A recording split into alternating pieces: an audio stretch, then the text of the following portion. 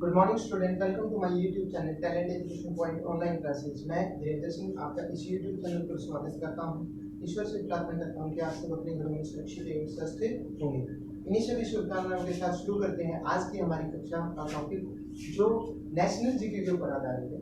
National GK की series में जैसे आप जानते हैं अवार्ड, और हमारे दूसरा टॉपिक चल रहा है भारत का भूगोल या ज्योग्राफी ऑफ इंडिया। तो भारत के भूगोल को या ज्योग्राफी ऑफ इंडिया को हम आगे बढ़ाते हैं और समझते हैं। So let's start the topic without wasting time. देखिए, हम बात कर रहे थे किसकी? भारत का भूगोल। भारत का भूगोल।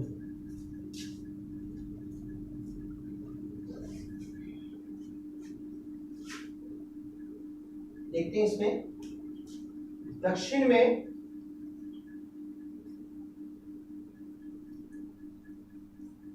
श्रीलंका,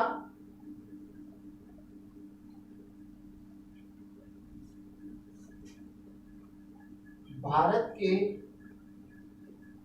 श्रीलंका भारत से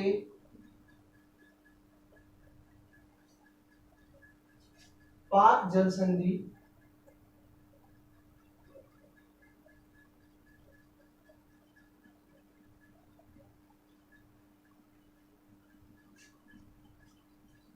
तथा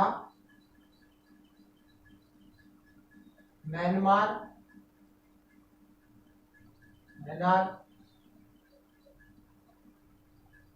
की खाड़ी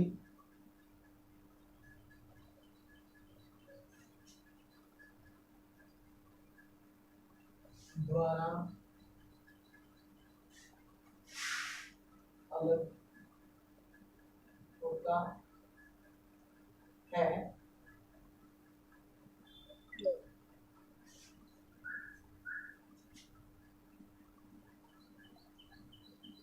भारत का मानक समय इलाहाबाद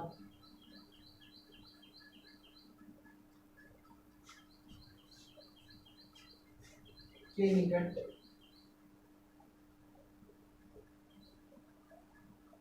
मिर्जापुर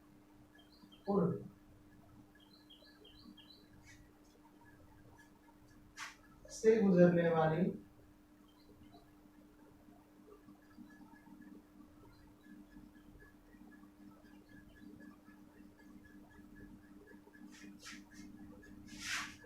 अस्सी से 1/2 डिग्री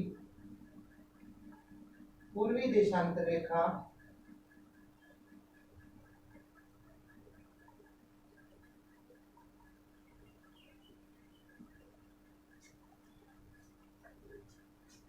को माना गया है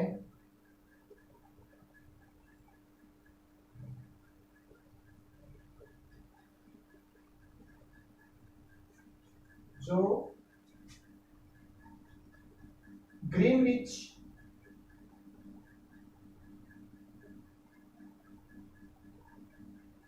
के समय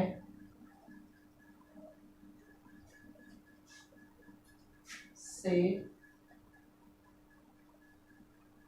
5.5 घंटे आगे है।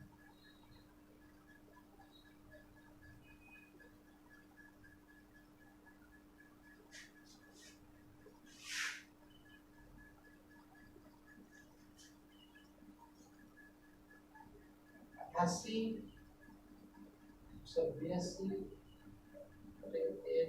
डिग्री पूर्वी देशांतर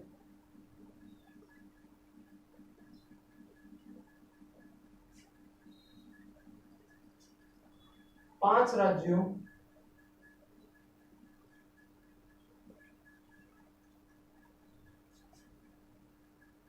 उत्तर प्रदेश, मध्य प्रदेश, उड़ीसा,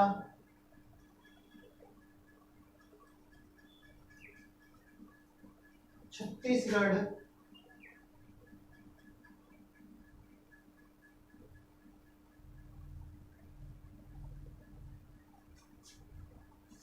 तथा आंध्र प्रदेश से होकर गुजरती है।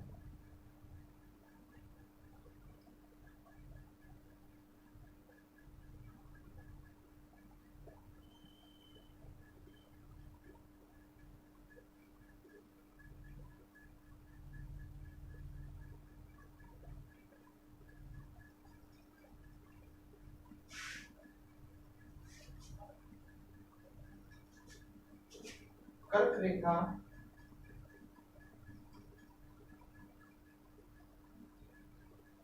लगभग भारत के मध्य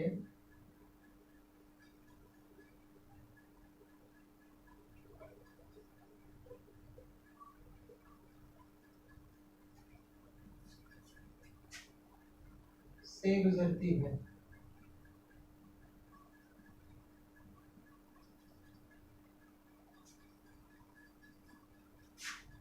यह 8 राज्यों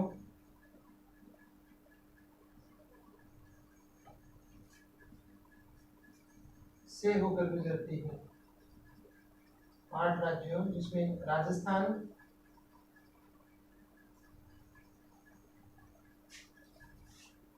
गुजरात,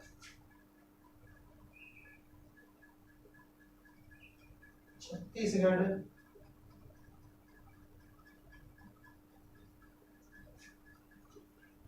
झारखंड,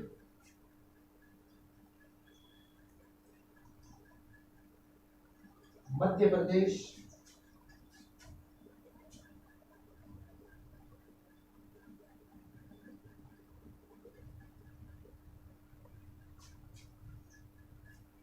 पश्चिम बंगाल,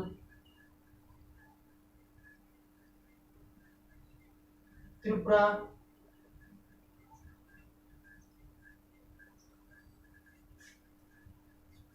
एवं मिजोरम।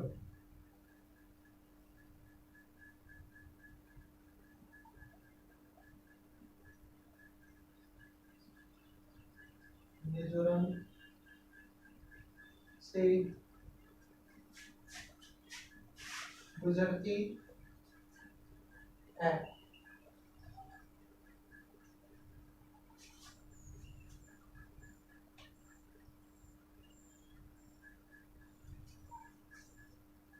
बाकी राज्यों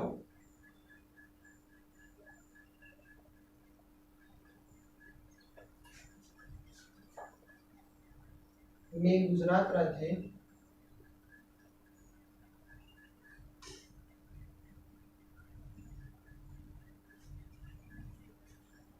की तट रेखा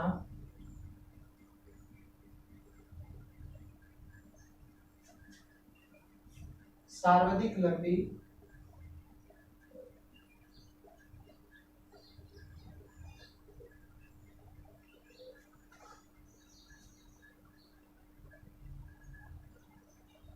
एक 1663 किलोमीटर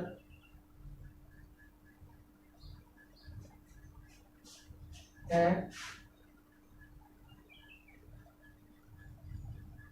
इसके बाद आंध्र प्रदेश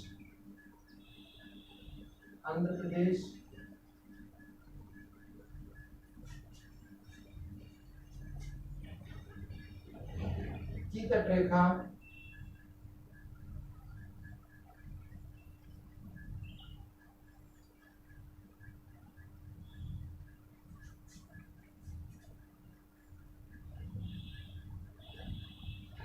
लंबी है।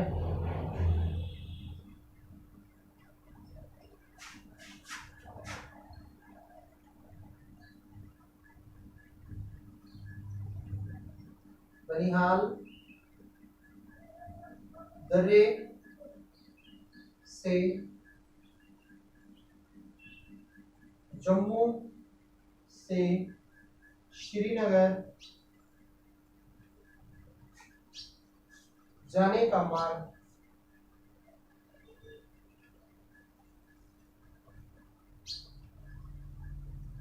गुजरता है। इसी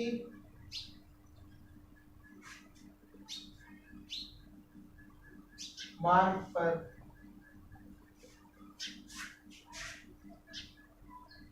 जवाहर सुरंग स्थित है।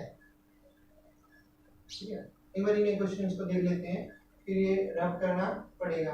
तो सबसे पहले देखिए, दक्षिण में श्रीलंका भारत से पाक जल संधि मन्नार खाड़ी द्वारा अलग होता है। ठीक है, तो पाक का मतलब पाकिस्तान से, पाकिस्तान की जो जल संधि है, देखिए दक्षिण में, दक्षिण की तरफ श्रीलंका भारत से, जो श्रीलंका है भारत से, पाक जल संधि जो पाकिस्तान की जल संधि थी, तथा जो मन्नार की खाड़ी है उससे सेपरेटेड होता है, वो डिवाइड होती है, अलग होता है। ठीक है, भारत का मानक समय जो है इंडियन स्टैंडर्ड टाइम आईएसटी, जो घड़ियों का टाइम मापा जाता है, वो इलाहाबाद से लगता है राष्ट्रीय स्तर पे। अंतरराष्ट्रीय समय जो होता है ये आईएसटी, इंडियन स्टैंडर्ड टाइम, और इंटरनेशनल स्टैंडर्ड टाइम जिसको बोला जाता है, वो भारत में तो इंडियन स्टैंडर्ड टाइम जो है वो इलाहाबाद से मिलता है, और ग्रीनविच से इंटरनेशनल स्टैंडर्ड टाइम नापा जाता है। तो भारत का मानक समय जो है, इलाहाबाद के पास जो मिर्जापुर है वहां से गुजरती है 88.2 डिग्री पूर्वी देशांतर रेखा, वहां से मापा जाता है, और जो ग्रीनविच के समय से लगभग 5.5 घंटे आगे होता है। ये जो 82 पॉइंट पूर्वी देशांतर जो रेखा है, ये 5 राज्यों से गुजरती है। कितने राज्यों से? 5 राज्यों से। वे 5 राज्य कौन से? आपके उत्तर प्रदेश, ठीक है, और मध्य प्रदेश, उड़ीसा, छत्तीसगढ़, आंध्र प्रदेश। तो 1 2 3 4 5, इन 5 राज्यों से जो देशांतर रेखा है 82 1/2 पूर्वी देशांतर रेखा गुजरती है। कर्क रेखा की बात करें तो कर्क रेखा जो है वो भारत के मध्य से गुजरती है, बीच में से, भारत के मध्य में बीच में से गुजरती है, जिसमें आपके 8 राज्य इंक्लूड होते हैं। तो कर्क रेखा किन किन राज्यों से गुजरती है? सबसे पहले राजस्थान, ठीक है, क्षेत्रफल की दृष्टि से सबसे बड़ा राज्य जो है आपका राजस्थान। ठीक है, इसके अलावा गुजरात, समुद्री तट रेखा, ये क्वेश्चन भी आपका है, सबसे ज्यादा भारत में समुद्र की तट रेखा वो गुजरात से जुड़ती, गुजरात की सीमा समुद्री तट रेखा सबसे ज्यादा है। इसके अलावा छत्तीसगढ़, झारखंड, मध्य प्रदेश, पश्चिम बंगाल, त्रिपुरा एवं मिजोरम से गुजरती है, इन 8 राज्यों से। क्या? कर्क रेखा। इसके अलावा भारतीय राज्यों में गुजरात राज्य की सर्वाधिक तटीय लंबाई, सबसे जो कोस्टल टाउन है, कोस्टल जो समुद्री सीमा है हमारी, वो सबसे ज्यादा किस राज्य से लगती है? गुजरात से लगती है, और इसका गुजरात का अकेला जो है 1663 किलोमीटर की लंबाई है तटीय रेखा की। ठीक है, और गुजरात के बाद जो सेकंड नंबर पे आता है जिसकी तटीय रेखा लंबाई सबसे ज्यादा है राज्य की, वो है आपका आंध्र प्रदेश। इसके अलावा बनिहाल दर्रे से जम्मू और श्रीनगर का जो रास्ता है, देखिए जम्मू और श्रीनगर की जब बात करें तो आपको पता है कि जम्मू और श्रीनगर, जम्मू कश्मीर की जो है मौसमी 2 राजधानियां होती है। ठीक है, जम्मू की गर्मी के मौसम में तो गर्मी के मौसम में श्रीनगर, और सर्दी के मौसम में जम्मू। ठीक है, और जम्मू से जो श्रीनगर का रास्ता है उसी में भारत की सबसे लंबी जो सुरंग है जिसको जवाहर सुरंग बोला जाता है वो आती है। तो बनिहाल दर्रे से वो गुजरती है। तो बनिहाल दर्रा जो है जम्मू से श्रीनगर का जो मार्ग है वहां से गुजरता है, और इसके बीच में जो भारत की सबसे लंबी सुरंग है जवाहर सुरंग वो आती है। ठीक है, ये आपके आगे चलते हैं।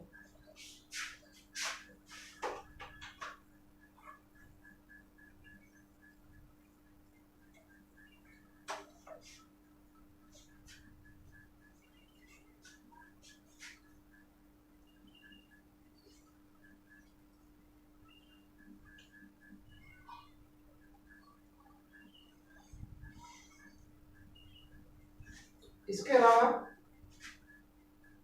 एक शीप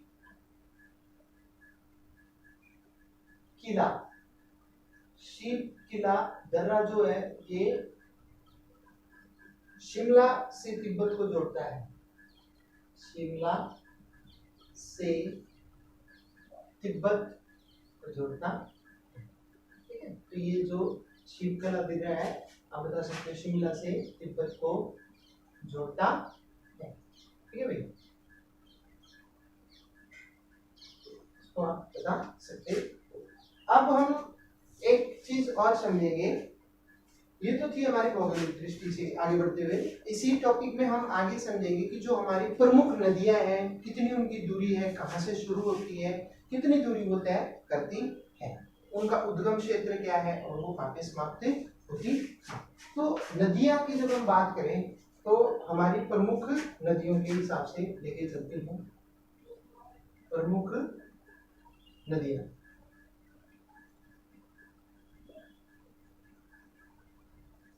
प्रमुख नदियां, प्रमुख नदी में सबसे पहले हम बात करते हैं किसकी, सतलुज की। सतलुज, सतलुज नदी की बात की जाती है तो सतलुज नदी जो है उद्गम क्षेत्र जो है इसका मानसरोवर से निकलती है। मानसरोवर, मानसरोवर झील के समीप, झील के समीप स्थित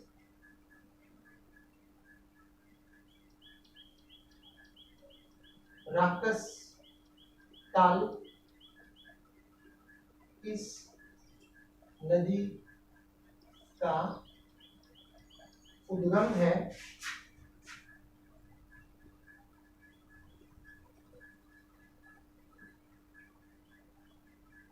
यह नदी चिनाब नदी में मिलती है।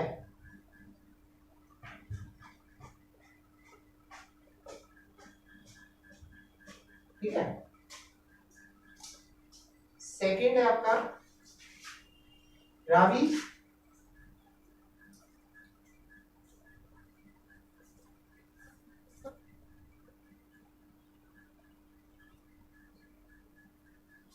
रावी, जब हम रावी की बात करते हैं कि ये कांगड़ा जिले जो हिमाचल प्रदेश में है, कांगड़ा जिले में रोहतांग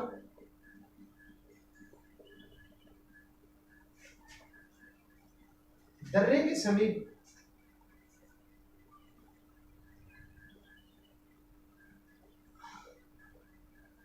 इस नदी का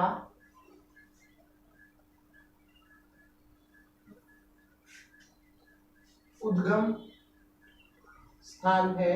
उद्गम स्थान क्या होता है, जहां से शुरू होती है, उद्गम स्थान है।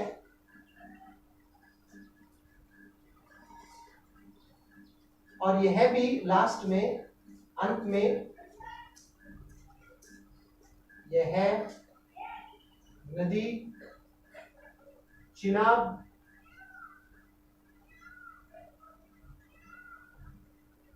नदी में जाकर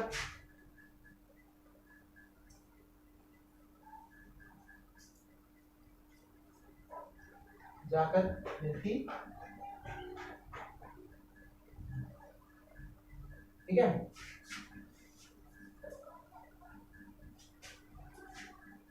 आगे है आपकी थर्ड सिंधु नदी।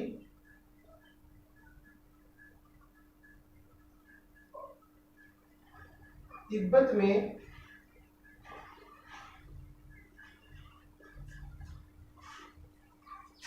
मानसरोवर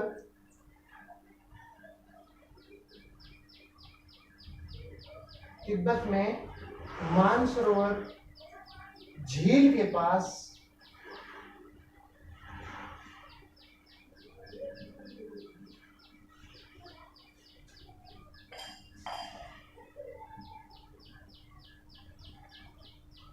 सानो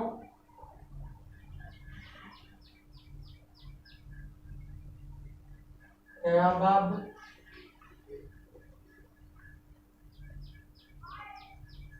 हिमनद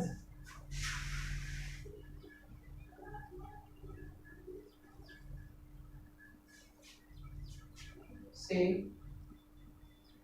यह नदी निकलकर अरब सागर में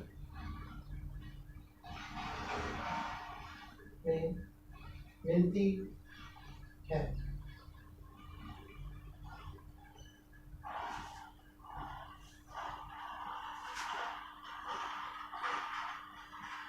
ब्यास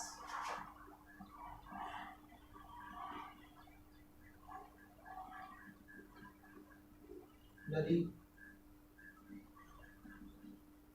यह नदी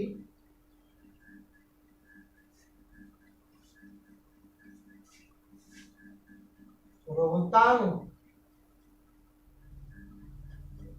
यह नदी रोहतांग दर्रे के समीप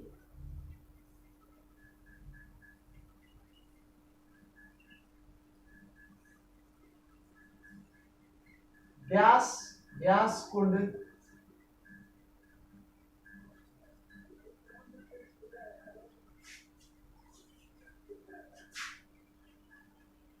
से 4330 मीटर की ऊंचाई पर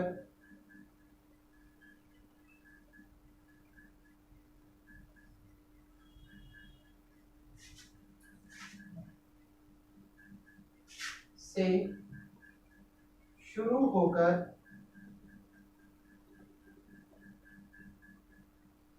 अंत में हरिके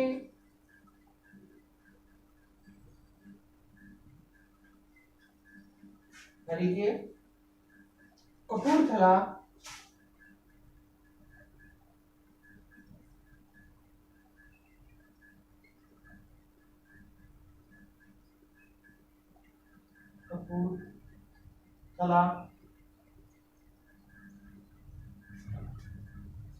के समीप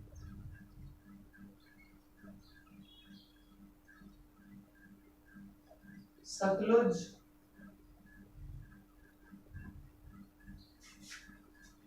नदी में मिलती है।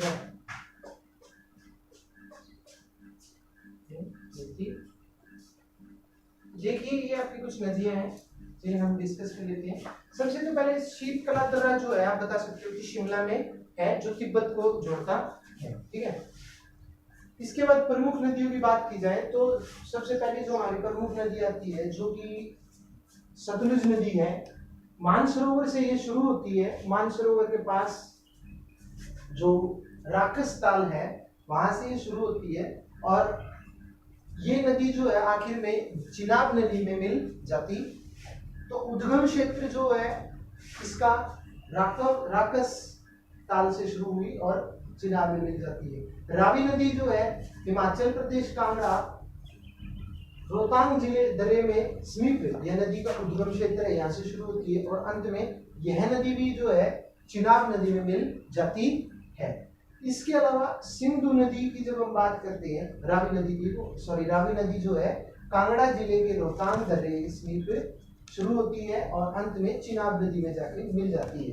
सिंधु नदी जो है तिब्बत के मानसरोवर झील के पास जो सानो खयाबाग हिमनद है से शुरू होकर अरब सागर में जाके मिलती है। इसके अलावा ब्यास नदी जो है रोहतांग दर्रे के समीप जो ब्यास कुंड है वहां से शुरू होकर जो हरिके कपूरथला पंजाब में है उसमें जाके सतलुज नदी में विलीन हो जाती है। तो इस तरह से आपने देखा कि कुछ नदियों के 4 नदियों के उद्गम क्षेत्र और कहाँ पे जाके मिलती है हमने देखा। अगले पीरियड में हम और नदियों के स्थानों को देखेंगे, कहाँ से वो उत्पन्न होती है और कहाँ पे जाके समृद्ध होती है। तो मैं आपसे मिलूंगा अगली वीडियो में, अगली कक्षा में, और नदियों के बारे में और भारत की भूगोल की दृष्टि से जो महत्वपूर्ण प्रश्न होंगे या जानकारी होगी उनको लेके उम्मीद करता हूँ कि जो हमने इस पीरियड में डिस्कस किया है वो आपको समझ में आया होगा। यदि आपको कोई त्रुटि या कमी लगे तो आप उसे कमेंट बॉक्स में मेंशन कर सकते हैं। यदि आपको अच्छा लगा हो तो आप इसको लाइक करें, शेयर करें, चैनल को सब्सक्राइब नहीं किया तो चैनल को सब्सक्राइब करें। जय हिंद, जय भारत।